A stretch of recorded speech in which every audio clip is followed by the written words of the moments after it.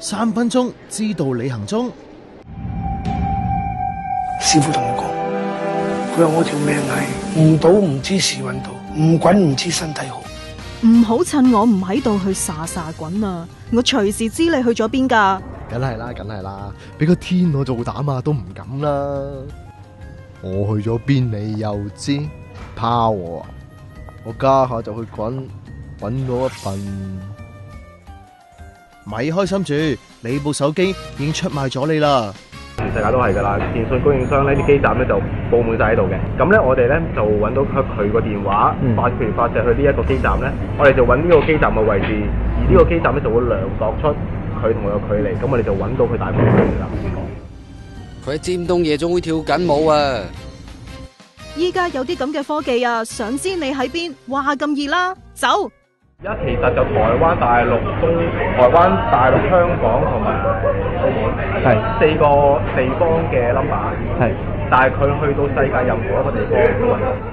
呢個神秘嘅 IT 公司姓蔡嘅代表講到言之鑿鑿，見唔見㗎？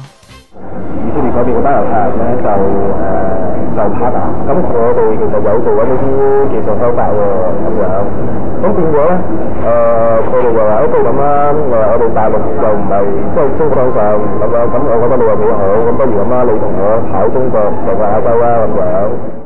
仲同幾間偵探社、收數公司傾緊，以 package 形式500蚊 check 一次，但係唔收散客㗎。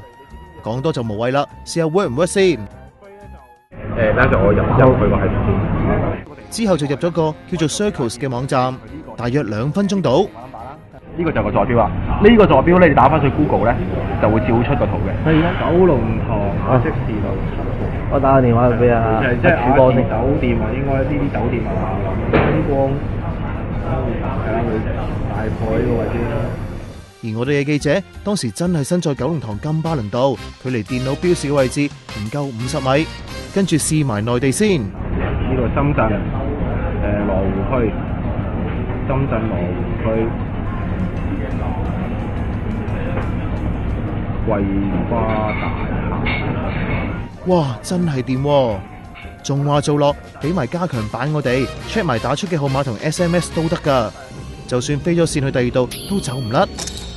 但係咁樣做會唔會犯法㗎？係啊，所以因為好多用戶員上去㗎嘛，所以佢哋完全係冇事實做到嘅。仲話有齊香港80%以上電信商基站嘅資料，內地達到90%添。有電子工程教授話，呢種手機追蹤位置嘅原理唔係好複雜㗎咋。執法機構就試過攞齊電信商嘅數據嚟分析，問題係呢間 IT 公司點解咁神通廣大呢？而想用呢種服務嘅市民亦都要小心啊，有可能會負上法律責任㗎。